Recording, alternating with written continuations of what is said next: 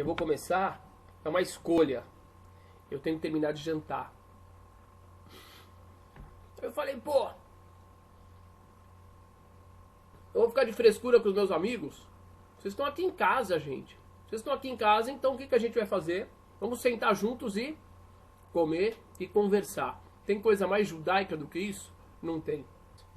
Vamos lá, galera. Em primeiro lugar, muitíssimo bem-vindos, queridos amigos de todo o Brasil, de todo o planeta. Afinal de contas, esse instrumento maravilhoso aqui, ele nos permite uma conexão com pessoas do planeta todo. É um mérito, é um desafio ter um instrumento desses na mão. Nós que vivemos nessa época tão conturbada por um lado, também temos essa vantagem, né? Ao mesmo tempo que a gente tem um acesso a um monte de besteira, um monte de podridão, a gente também tem acesso ao conhecimento do espiritual, do transcendente, do eterno, do divino. A gente pode compartilhar isso, a gente pode se conectar. Isso é uma coisa esplêndida. Segundos de mastigação com o Rabino Ventura. O pessoal vai achar que é alguma técnica espiritual, né? Então vamos lá. Vamos começar. Mas antes de começar, eu quero falar com vocês, bem-vindos à minha casa, Nadav. Eu quero falar um pouquinho só a respeito da semana passada, né? O que falamos na semana passada em relação à idade do universo e etc. A repercussão do nosso estudo da semana passada foi extremamente interessante. Muitas pessoas gostaram muito, algumas pessoas fizeram algumas questões interessantes em referência à interpretação, à forma de compreensão que eu falei sobre o texto que fala da criação do universo. E uma minoria da minoria da minoria que sempre... Olha a casquinha de feijão no dente. Não tem não, hein, Marco? Me pegou, eu olhei. Uma minoria sempre questiona assim... Não, mas isso não é certo, não é assim. Teve até uma pessoa, um amigo mesmo, amigo de Facebook, que depois ele entendeu o ponto de vista. Ele falou assim, não, eu quero a Torá como os judeus recebem, como os judeus compreendem. Aí eu respondi para ele, falei, amigo, se você quer saber como que os judeus compreendem a nossa Torá, eu falo a nossa Torá porque a nossa história está lá, a história dos nossos antepassados está lá, e porque nós nascemos dentro dessa vivência, então, abre a sua mente, tira aquilo que você tinha aprendido antes. Não estou falando que tudo que você aprendeu antes era ruim, não é isso, mas a nossa concepção, a nossa forma de nos relacionarmos com a Torá, da qual nós fazemos parte, e que faz parte das nossas vidas, é diferente de tudo que você ouve em outras religiões falando da Torá. E de novo, não estou falando mal de nenhuma religião. O que eu estou querendo dizer para vocês, e já estou dizendo, é que conceitos não se traduzem. Então, por exemplo, a Torá foi traduzida para o português, para o chinês, para o inglês, para o espanhol, para o latim, etc. Só que o conceito que está por trás dela é um conceito cultural, é um conceito histórico, é um conceito que está arraigado em nós, judeus, desde que nascemos, desde que ouvimos pela primeira vez o Shema Israel, quando a gente saiu do ventre das nossas mães, desde o Brit Milá e etc. e tal. Então são conceitos. Um ótimo exemplo disso é o Shabat. Você traduz a palavra Shabat, ela vai ser o quê? Sábado. Não se traduz. Não se traduz Shabat. Quando eu falo Shabat, vem toda uma carga cultural, uma carga histórica, religiosa, espiritual, histórica pessoal, da minha família, desde que eu sou pequeno, de hoje em dia, dos meus amigos, Vocês entendem? Então é muito curioso eu perceber que há muitas pessoas hoje se interessando muito pelo judaísmo. Isso é maravilhoso, isso é muito legal. Só que ao mesmo tempo eu faço questão de ressaltar, e eu acho que isso talvez seja uma parte muito importante da minha atuação.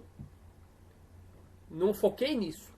mas hoje eu estou percebendo talvez como uma das partes mais importantes, de mostrar para essas pessoas que querem viver de acordo com a fé judaica, que isso é possível, só que elas têm que perceber que não adianta vir com os conceitos antigos e achar que a Torá, que o judaísmo é simplesmente uma tradução daquilo que eles aprenderam no português para o hebraico. Não! O judaísmo não é a Torá em português traduzida para o hebraico. É uma forma de se relacionar com ela. É uma forma de compreender ela que tem a ver com nossa história. Que nada mais é do que a concretização da Torá. É a sequência da Torá. Quer ver um exemplo? Esses dias, acho que foi ontem, alguém me fez um comentário assim, não tinha nada a ver com o post. Aquele post que eu escrevi sobre quando eu tô ligado com a vida eterna da alma, eu não temo a morte do corpo, tá? Foi esse post. Aí, alguém escreveu assim, e é certo ser amigo de idólatra? Eu nem entrei no mérito da questão de que o comentário do cara não tinha absolutamente nada a ver com o post. Mas eu respondi assim pra ele. Que tipo de idolatria você fala? Você está se referindo ao idólatra do dinheiro? Você está se referindo ao idólatra da beleza? Você está se referindo ao idólatra do futebol? Você está se referindo ao idólatra da fama? A qual tipo de idólatra você está falando que é proibido ser amigo? Só. Que mensagem que eu quis passar para esse cara? Eu quis passar o seguinte. O judaísmo, diferente de outras religiões que têm um passado de perseguição aos outros, que tem um passado de tentar forçar os outros a se converterem para suas religiões, o judaísmo não tem, talvez teve isso há milênios atrás, em outra concepção de mundo, em outra época. Mas o judaísmo não tem mais essa linguagem. A gente não tem a linguagem de ficar falando contra os idólatras. Ah, porque os cristãos são idólatras, porque os católicos, porque eles têm imagem. E os evangélicos, porque eles acreditam em Jesus. E não sei o quê. E os do candomblé, então, nem se fala. E os hindus. Gente, já passou há muito tempo esse discurso. Por que ele passou? Porque o único motivo que você tem para criticar algo, o motivo real que a gente tem para criticar algo, é transformar esse algo numa coisa melhor. Correto? A gente não critica algo simplesmente para humilhar, para ofender. Estou falando de pessoas decentes. Portanto, a gente quer informar. A crítica ela vem informar do erro. Hoje em dia, todo mundo conhece o que é o judaísmo. Todo mundo sabe que existe. Pronto, já sabe. Então, de acordo com o judaísmo, esse não é o ideal, esse não é o ideal, esse não é o ideal. Acabou! Não tem mais por que ficar falando mal do outro. Até porque nós não temos o intuito de ficar convertendo os outros. Agora, o intuito importante que a gente sim deve ter, e que muitas vezes parece que se esquecem, é que apesar de eu não ter uma missão de converter os outros para o judaísmo, eu sim tenho que ter uma missão como judeu, estou falando de acordo com a lei judaica, tá bom? De informar ao mundo, de tornar acessível a todos que quiserem o conhecimento a respeito do judaísmo, da fé monoteísta e dos valores universais judaicos. Pronto. O que eu quero dizer com isso? Voltando ao primeiro assunto, que conceito não se traduz. O nosso conceito hoje de relação com as outras religiões, com os outros povos, é muito diferente. Então não dá para o cara falar assim, agora eu sou judeu.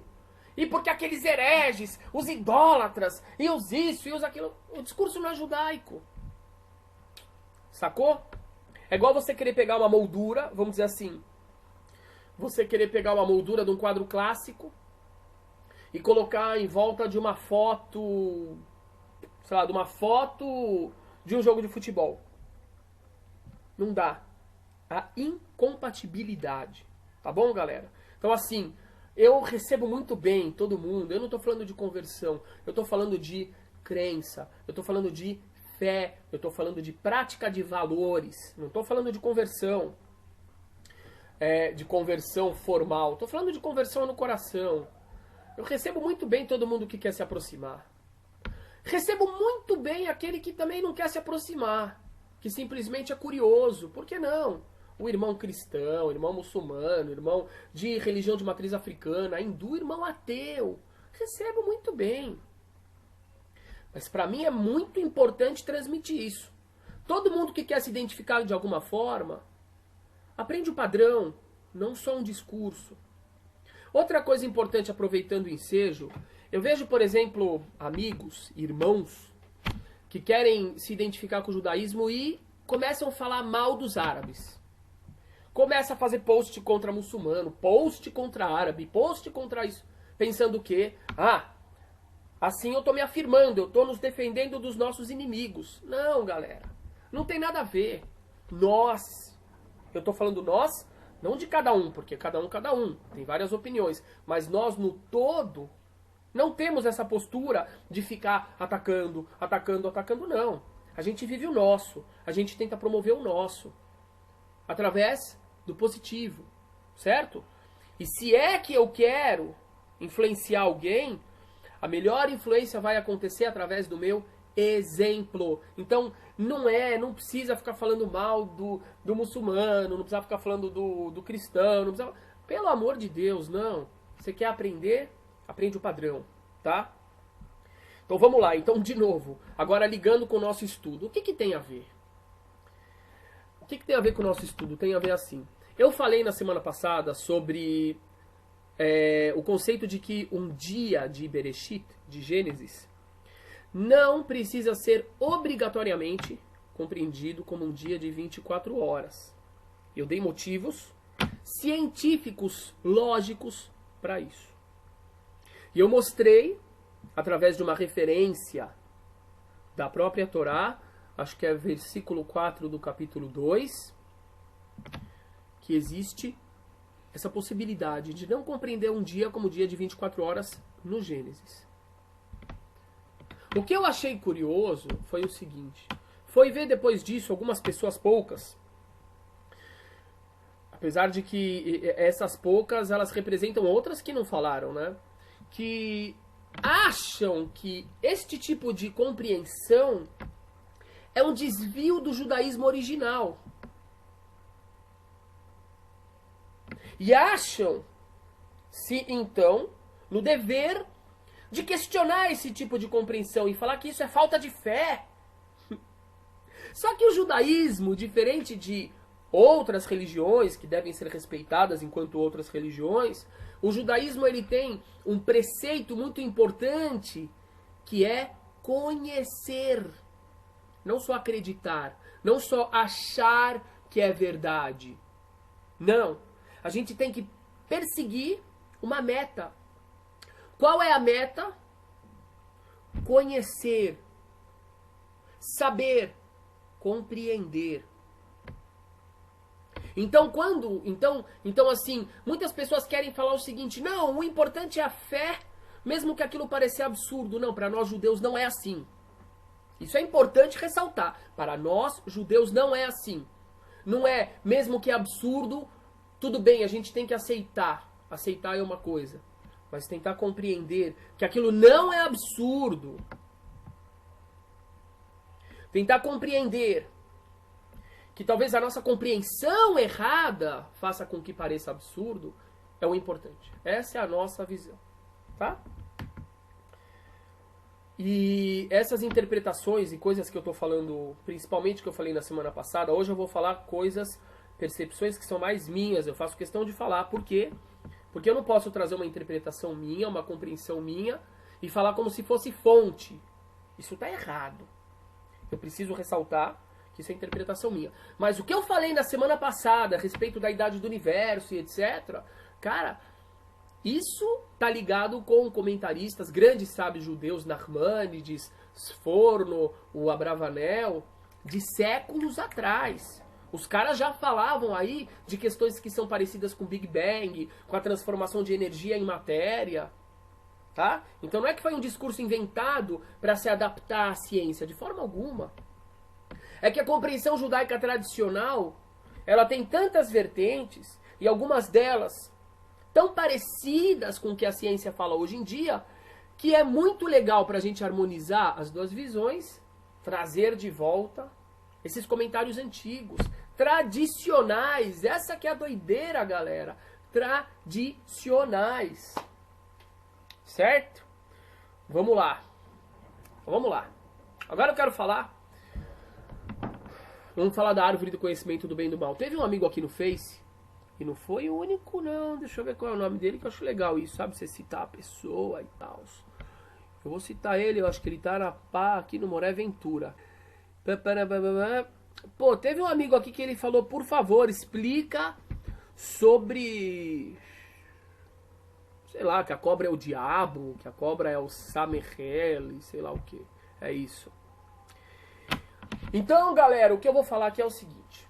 Quero começar falando justamente da importância do pessoal compreender e tentar se achar adequado, absorver o nosso padrão de compreensão. Em primeiro lugar, se você chegar numa yeshiva, yeshiva é onde a gente estuda o judaísmo de uma forma muito intensa. Se você chegar numa yeshiva e falar de árvore do conhecimento do bem e do mal, de serpente, uma grande parte das pessoas não vai nem pensar em Satã, Satanás, diabo e etc. Vai ter gente que vai, porque existe fonte que relaciona os dois assuntos. Porém, a proporção de judeus que vai pensar nisso é muito menor do que a proporção de cristãos, por exemplo, que vão pensar nisso.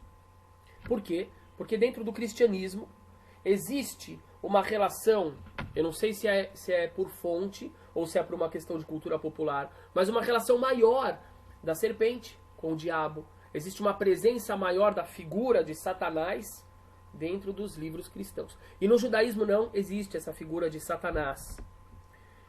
Olha que concepção importante, e olha como a gente já chega dentro dessa história falando de duas formas de se olhar a realidade muito diferentes, apesar de estarem embasadas em vários pontos nas mesmas fontes. Por isso que muitas vezes assim as pessoas falam: ah não, mas a única diferença essencial do judaísmo e do cristianismo é a crença em Jesus. Eu falo, não é. De modo algum. De modo algum. Ok? E isso também eu faço questão de ressaltar. Respeito o cristianismo. Não preciso ficar falando mal do cristianismo, nem de Jesus ou Yeshua, para ser um bom judeu. Ok? Primeira coisa. Mas o que eu mostro para vocês agora é que, junto com o evangelho, junto com a compreensão cristã do Tanar, apesar de virem coisas semelhantes bastante, vem algumas concepções de mundo completamente diferentes que fazem com que nós tenhamos diferenças essenciais entre o judaísmo e o cristianismo. Uma delas é a figura do Satã, Satanás. Tá? Por que estou falando do Satã agora? Muito simples. Porque muitos relacionam a serpente com Satanás, com Satã. Dentro do cristianismo, o Satanás é um anjo caído. E se apoiam num versículo que fala da estrela que carrega a luz, que é Lúcifer. Lúcifer quer dizer luz, o carregador da luz, Lúcifer. Mas dentro da nossa compreensão textual simples, aquele versículo está falando de Nabucodonosor, o rei da Babilônia, ou da Babilônia em si, que era alto, que carregava a luz e que foi jogada para as profundezas, ou seja, derrotada e conquistada. Mas tudo bem, a visão cristã é que está falando de Satanás, Lúcifer, do diabo. Então esse anjo caído, ele se revolta contra Deus, e em sua revolta contra Deus ele se torna um ser extremamente poderoso e mau. Ou seja, ele é mau, Satanás é mau, ele quer o mal da humanidade. E existe então uma tensão no mundo entre Satanás e Deus, o bem e o mal. Muitas pessoas, inclusive, atribuem coisas erradas que fazem, falam, foi o Satanás que me tentou. Ou seja, é um ser externo a ela. Dentro do judaísmo, nós não temos essa figura. Absolutamente não. Ah, então quem é o Satã no judaísmo? Satã é um anjo, um ser, uma força, criada pelo Eterno, submissa ao Eterno. E eu ressalto sempre que eu falo desse assunto. Quem discorda, pega o livro de Jó, Iov, e veja como Satã é submisso ao Eterno. Ele vai lá, ele se reporta ao Eterno, ele pergunta o que fazer, e aí por diante. Ele obedece, o Eterno fala, ó, você só faz até aqui, ele só faz até onde o Eterno manda, tá? Então, Satã é uma força, é um anjo, que ele é submisso ao Eterno, e que toda a função dele é trazer para o ser humano a possibilidade do erro. É apresentar para o ser humano a possibilidade do erro. Mas, no final das contas, qual que é o intuito do Eterno em criar um ser que possibilita ao ser humano a possibilidade do erro? O intuito do Eterno não é que o ser humano erre. E o intuito do Satã, inclusive, também não é que o ser humano erre. Muito pelo contrário. O intuito do Eterno é que o ser humano escolha o correto, mesmo tendo a possibilidade de errar. Ou seja, se não existisse a possibilidade de errar, o ser humano não teria virtude nenhuma em escolher o acerto. Então o Eterno, em sua benevolência, querendo que o ser humano possa evoluir de verdade, o que ele faz?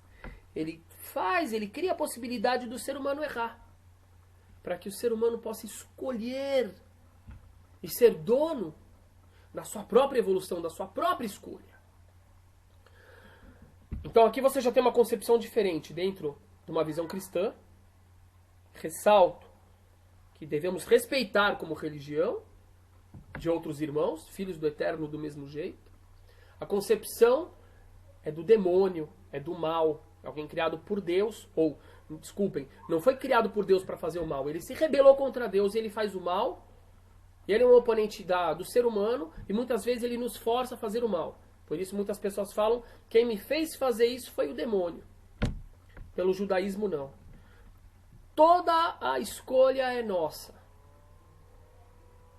Ok? Aproveitando esse gancho, eu falo que o outro lado da mesma moeda é o Messias, o Mashiach. Por quê?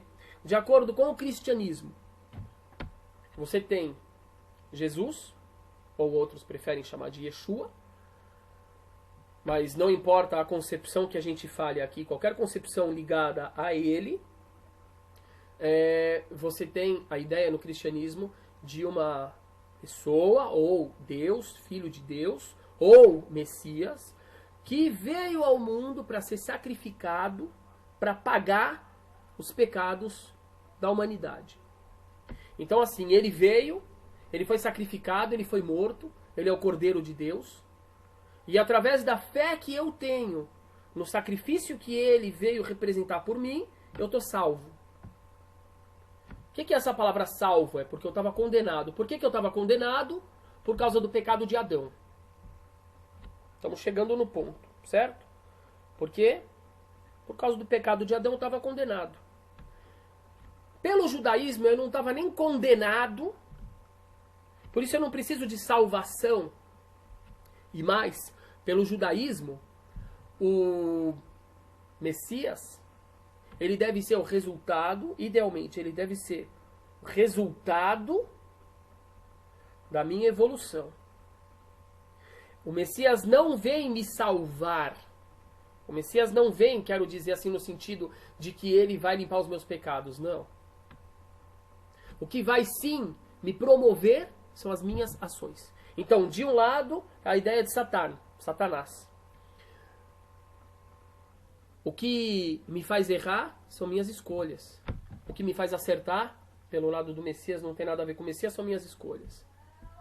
Para o cristianismo, religiões que têm Jesus ou Yeshua como um foco central, que o Messias ele é muito mais central no judaísmo, porque no judaísmo ele vem através, na verdade, ele vem trazer um conhecimento divino para o mundo. E que idealmente isso deve acontecer através da nossa evolução. Pelo cristianismo, ou messianismo, que tem um foco no Messias. Por que chama cristianismo? Vem da palavra Cristo. Cristo em grego quer dizer Messias. Então, em português, ao pé da letra, cristianismo significa messianismo. Aí você vai falar assim, ah, mas o judaísmo também é messiânico. Eu falo, não, o judaísmo não é messiânico. O judaísmo se for definir, ele é messiânico, ele é shabatânico, quer dizer, tem o shabat, ou sabatista, ele é justiça socialista, justiça social, ele é 613 mandamentos. A crença no Messias é um deles, é um dos princípios, mas não é o foco central, essa é a diferença. Para o cristianismo, o messianismo, o foco central é o Messias. Porque ele não vem representar a evolução ele não vem representar a evolução da humanidade, ele não vem completar um processo que nós fazemos, que nós começamos. Não. É através da morte dele que a humanidade se salva, que o ser humano se salva. E sem essa morte, o ser humano está o quê? Condenado. Então, mas aqui Leister está falando que quem salva é Deus. Não. Nesse sentido de salvação, primeiro que, de novo, ó o conceito. No judaísmo não tem a condenação, por isso não tem a salvação como contexto cristão, conceito cristão. Não tem isso de quem salva é Deus, não. O ser humano, ele tem que crescer, ele tem que evoluir, ele tem que revelar a sua filiação divina através do cumprimento dos mandamentos, através da evolução como ser humano. É isso que, entre aspas, não é um conceito nosso. É isso que salva. Tá? Para o cristianismo tem salva, porque se está condenado. Para o judaísmo não tem salva. Ok? Bom, estamos chegando aí quase do lado da árvore do conhecimento do bem e do mal. Mas por que eu fiz essa introdução toda? Porque... e deixa eu pedir uma coisa, pessoal. Eu peço muito, muito, muito que ninguém coloque nenhum comentário aqui contra nenhuma religião, contra nenhuma visão. Absolutamente, por favor, tá bom? O objetivo, quando eu mostro a diferença, é simplesmente mostrar a diferença. Não é criticar, não é falar mal. Então vamos lá. Quando a gente chega no Jardim do Éden, se a gente tem forte essa concepção do diabo, do demônio, como alguém, como uma figura muito central dentro da nossa realidade, então imediatamente a gente vai relacionar a serpente com quem? Com o demônio, com o diabo. Só que dentro do judaísmo existe uma possibilidade muito diferente. Por quê? O demônio... Olha que coisa interessante. O Satã, que não é demônio, nem diabo, nem Lúcifer. O Satã, que é essa força, que em essência não é má, ela está relacionada, em geral, com o Yetzer Hará. E o que significa Yetzer Hará? Significa o nosso lado mais instintivo, mais traduzido como mau instinto.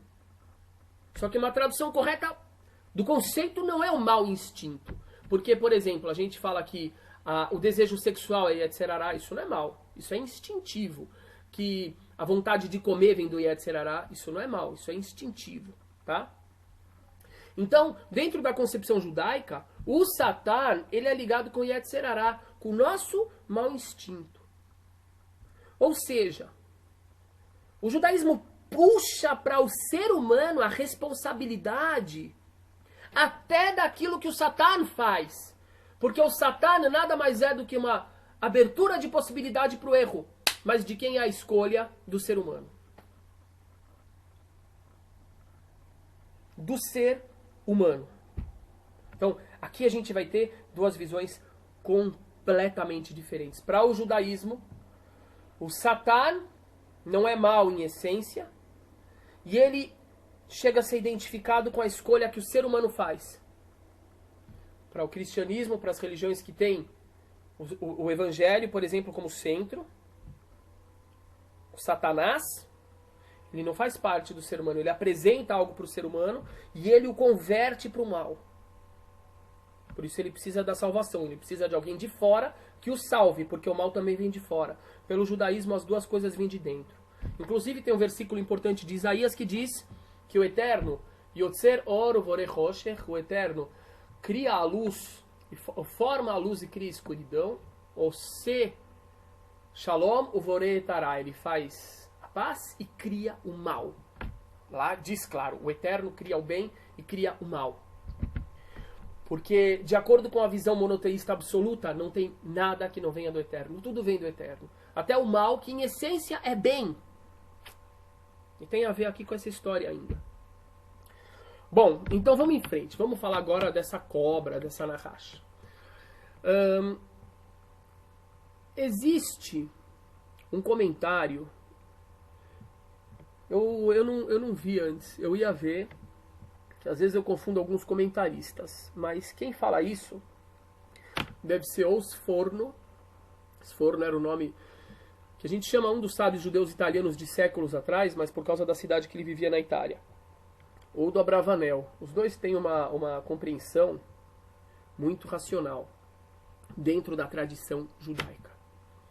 E eles diziam, um deles dizia o seguinte, que a Nahash, a serpente, de acordo com a visão dele, embasada em fontes antigas, nada mais é do que o próprio pensamento instintivo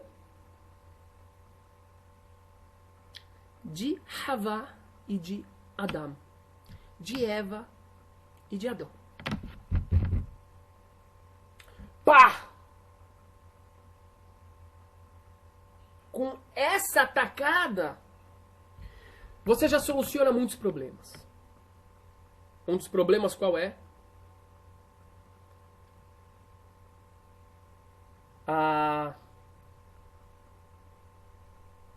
O surrealismo dessa história. Como assim? A cobra que fala? Cobra que fala? Aí vem aquele problema.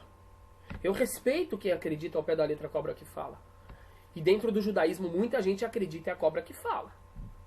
Eu não tenho medo de falar isso, absolutamente não, porque também dentro da tradição judaica a gente tem essa compreensão que eu citei agora, e mais, porque se eu posso compreender de uma forma que traz para mim, que dá para mim mais credibilidade em relação ao texto, o que aumenta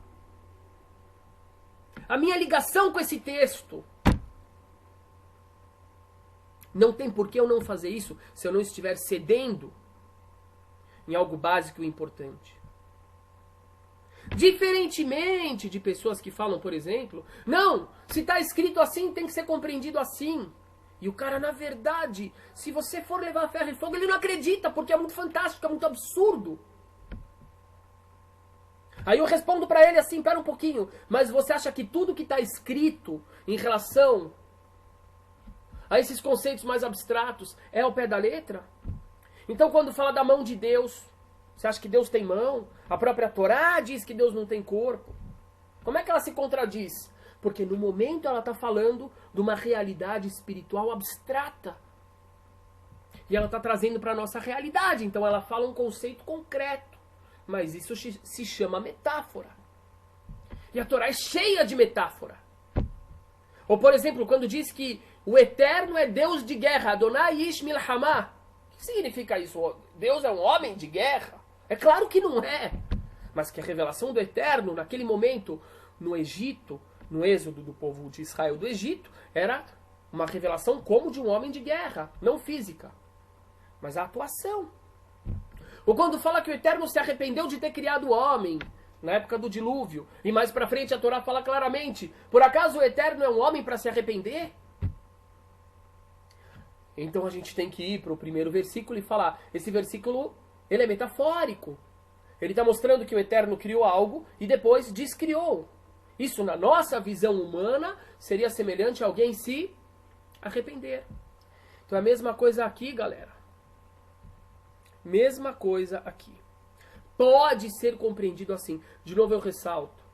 respeito o literalista, sem problema.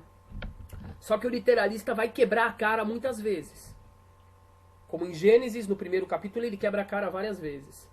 Quando ele acha que está escrito que no primeiro dia o Eterno criou céu e terra, e no segundo dia ele vê que o Eterno criou céu, e no terceiro ele criou terra, por exemplo. E por aí vai. Mas voltando. Agora eu já vou falar de uma compreensão minha. Pensando a respeito desses textos, me veio a seguinte ideia. A palavra nahash, cobra.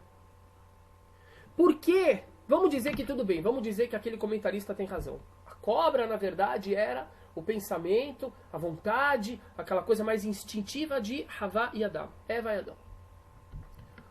Mas qual é a ligação? Eu não gosto assim, o fulano falou legal, faz sentido. Eu não gosto. Para eu acreditar em alguma coisa, tem que ter mais evidências do que simplesmente ser uma ideia legal. Aí me veio em mente, eu falo realmente me veio em mente, porque eu acho que existem processos maravilhosos que são espirituais, que é uma inspiração. O que é inspiração, galera? Olha que louco. Inspiração é um processo respiratório, quando a gente inspira. E inspiração de conceitos espirituais é a mesma coisa. A gente absorve sem ter feito nada para absorver isso. É muito louco. Isso é inspiração. Eu acho isso fantástico. Facilita também uma percepção nossa para que nós possamos perceber o quanto nós somos seres espirituais, sim, o quanto nós temos a inspiração, sim. As pessoas traduzem o termo ruach, que eu compreendo como inspiração, como espírito. O que é espírito? O espírito de Deus vem e entra na minha cabeça, toca e eu entendo tal coisa? Não. Ruach também em hebraico significa processo respiratório, significa fôlego. A tradução exata é inspiração.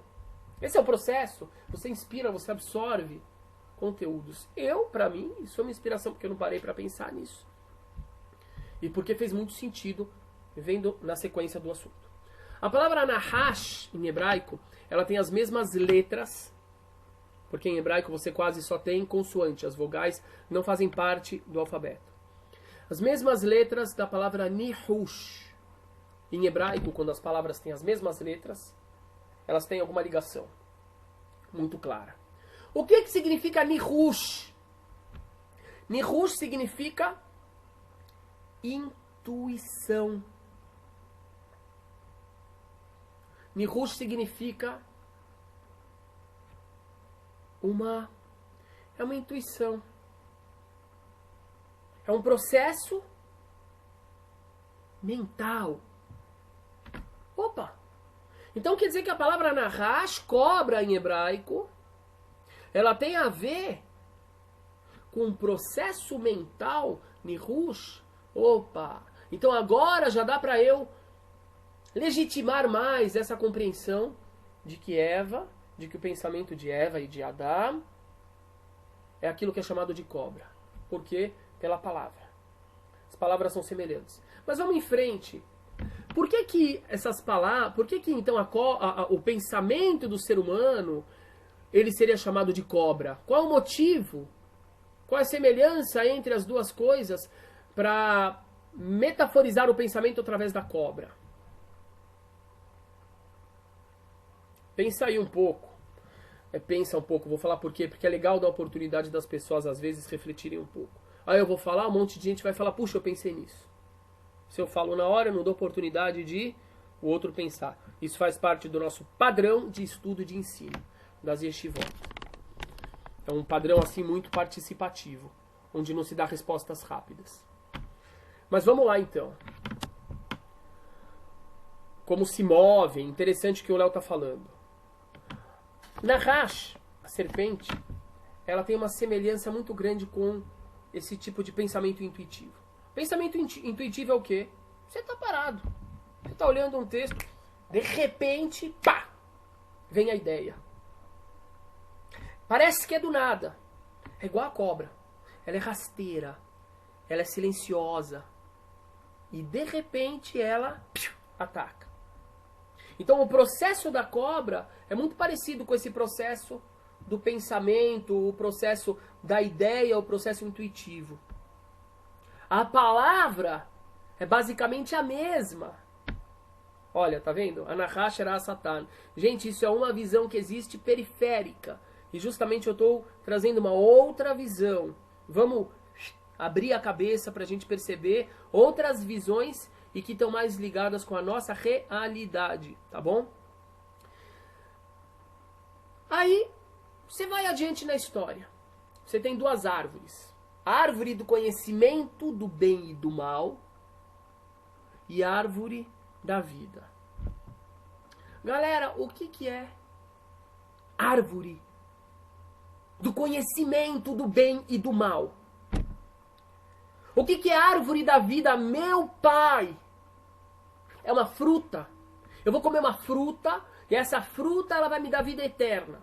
Ou eu vou comer uma fruta e essa fruta vai me dar conhecimento do bem e do mal. Poxa, desculpa aí, deve ser Miguel Júnior, Miguel. Eu falei meio frontal, ainda fiquei meio assim. Falei, puxa, não devia ter falado assim. Mas não é que era contra você, não. Pelo amor de Deus. Ainda você foi gente boa aí, beleza, moré. É que realmente é um padrão, entendeu? A gente tem que abrir. E perceber que a gente não pode achar que o judaísmo é como outras religiões leem o judaísmo. Não, o judaísmo é outra coisa. Então vamos lá. A palavra árvore, também eu tive essa intuição que combinou bem com a questão da cobra, da serpente. A palavra árvore é etz. E existe uma outra palavra muito semelhante em hebraico que é etzá. Etz, etzá. A palavra etzá significa ideia, conselho. Conselho como ideia. Também é usada a palavra como uma pessoa que aconselha a outra. Ou seja, a palavra, tanto a palavra serpente quanto a palavra cobra estão conectadas a palavras que remetem a processos mentais. Agora eu posso falar, pera um pouquinho, árvore do conhecimento do bem e do mal é o conselho do conhecimento do bem e do mal. E o outro é um conselho que te leva à vida. São ideias diferentes. E a árvore, ela remeter a ideias, a processos mentais, é algo compreensível essa metáfora, né? A árvore dá frutos, a árvore tem galhos, a árvore tem um tronco, ela surge de algum lugar, é como uma ideia. Ainda caminhando adiante nessa visão, a gente pode ver o seguinte também. Tem um salmo que diz: Etz Haim ilama hazikim ba. A Torá é Etz Haim, é a árvore da vida para aquele... Oh, o Giovanni acabou de falar. Lembranças para Macabu, galera de Macabu aí. Ainda quero dar um pulo aí, um pulão. A Torá é a árvore da vida para aqueles que se apegam a ela. Ô Ibis, vamos, segura aí, depois a gente fala disso. Quer dizer, a gente já está falando bastante, né, irmão? Já falamos bastante disso. Vamos se focar agora nessa questão aqui das árvores. Se as próprias fontes dizem que a Torá é a árvore da vida, então a gente percebe dentro das próprias fontes, dos textos. Olha que forte isso, porque agora eu já estou de novo trazendo palavra do texto, igual eu trouxe a palavra dia na Torá, no 2º capítulo, versículo 4, para mostrar que a palavra dia ela pode ser mais flexível. Aqui de novo, um texto fala que a Torá é a árvore da vida. Então agora a gente pode voltar para essa história e dizer, pera um pouquinho, se a própria palavra árvore significa conselho, ideia, eu posso sim compreender também, sem invalidar a outra forma mais literal de se compreender, mas eu posso compreender que ali está falando da ascensão espiritual, da revelação do Espírito. A árvore da vida simboliza o acesso que uma pessoa tem a sua essência espiritual. E galera, se um ser humano ele vive com o espírito de verdade revelado, ele tem uma percepção da eternidade tão grande que mesmo a morte física para ele não é nada. É simplesmente uma passagem. Para ele, com certeza absoluta. Isso é a árvore da vida. O que, com certeza também, se a pessoa tem todo esse poder espiritual, então também o seu físico ele vai ter uma durabilidade muito maior. Ele pode chegar até a eternidade, o que não é absurdo nem mesmo do ponto de vista científico. Por quê? Porque o processo que faz o ser humano envelhecer, por exemplo, é um processo quase que suicida. As suas células recebem como se fosse elas têm uma programação para na idade X pararem de se reproduzir. Mas o que aconteceria se o ser humano, se as células não parassem de se reproduzir? A gente não morreria. Não morreria, não ficaria doente. Por quê? Porque elas toda hora se reproduzem. Isso é só o programinha que tem nelas, galera. Isso é maluco. Elas se reproduzem, elas estão sempre novas. E se elas continuam se reproduzindo, a gente vive eternamente.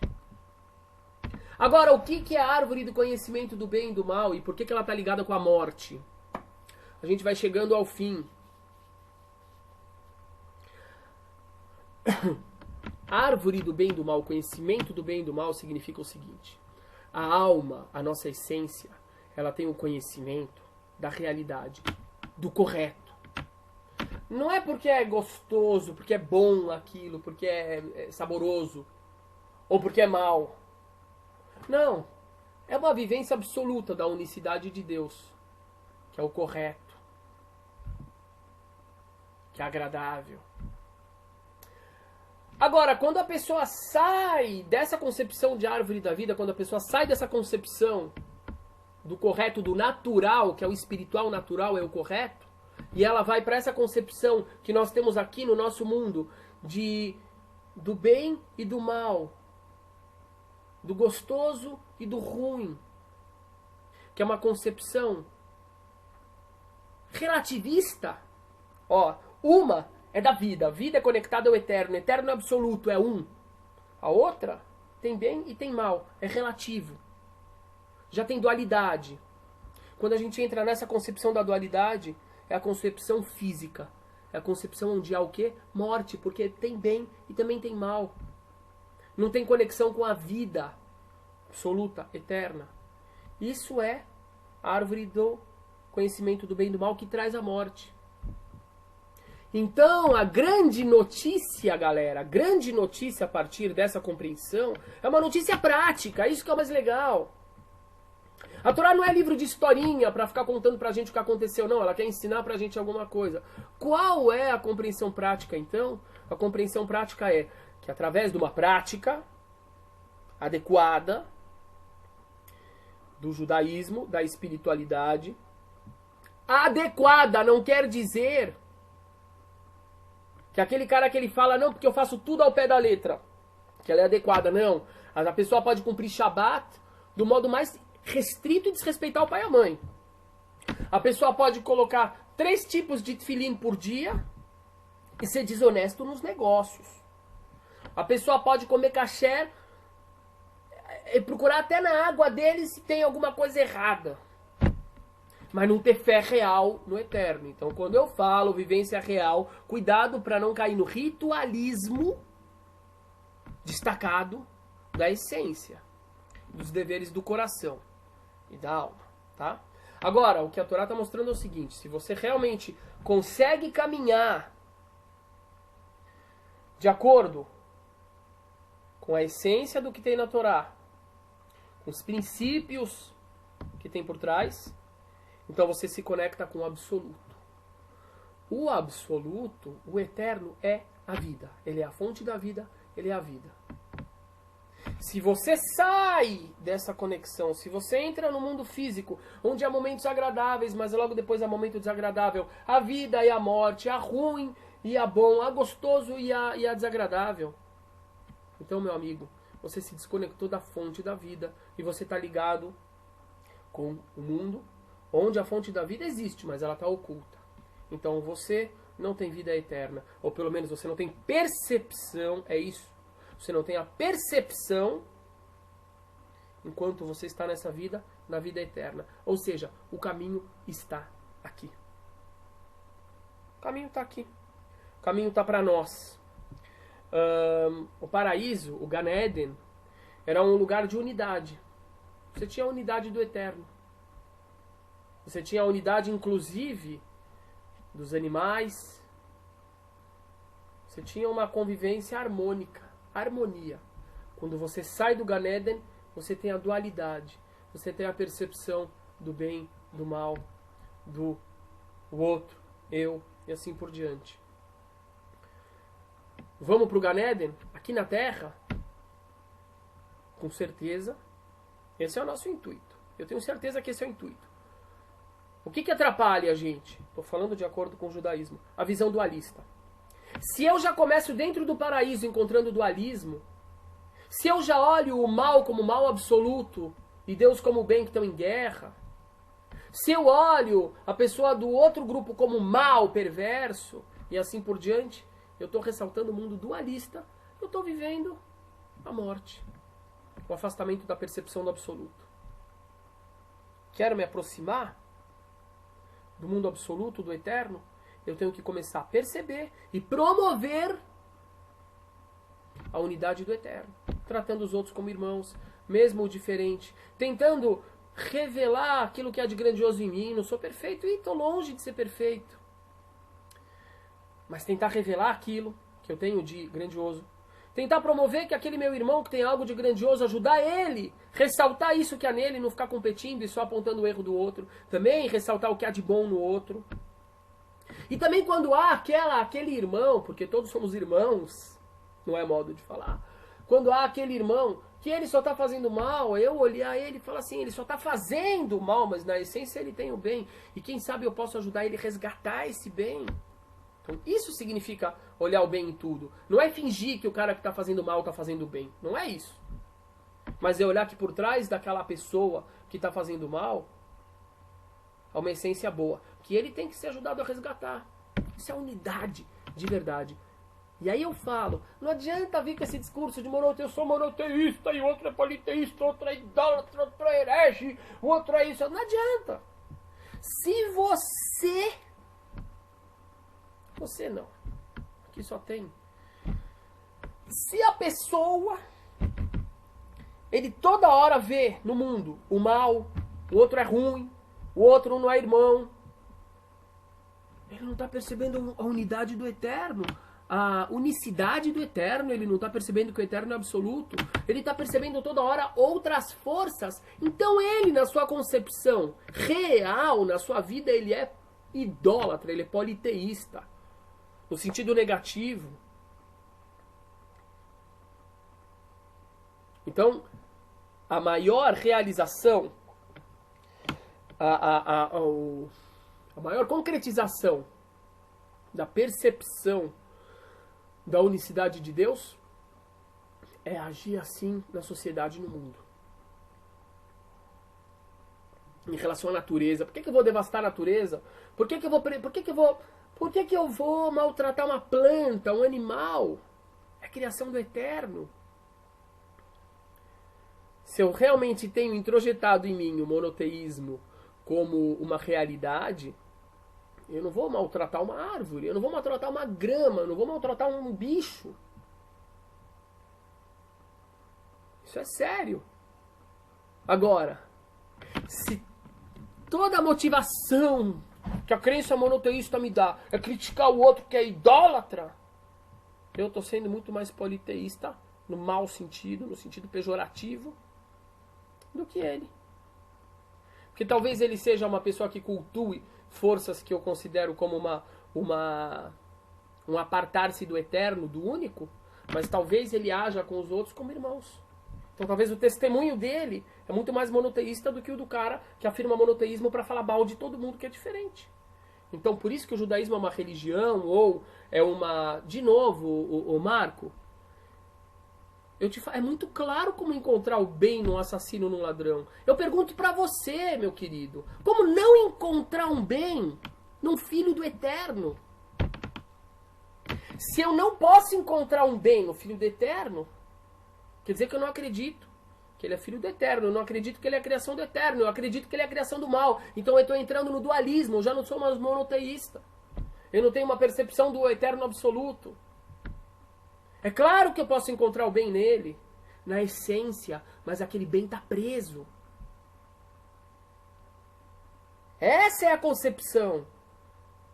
E essa concepção de conseguir encontrar o bem, mesmo naquele que está fazendo mal, é a concepção que pode ajudar a gente a modificar o mundo e tornar ele um lugar apto para a revelação do eterno, que será concretizado no período em que vier o Messias. Diferente da concepção de que está cheio de mal no mundo e que nós temos que ser salvos pelo Messias. Concepções diferentes. Estou falando... Essa concepção de falar que aquele é o mal pelo mal, não é judaica. Nossa concepção é outra. E de novo, ressalto, respeitando outras concepções. Galera, eu espero ter sido útil aí para vocês.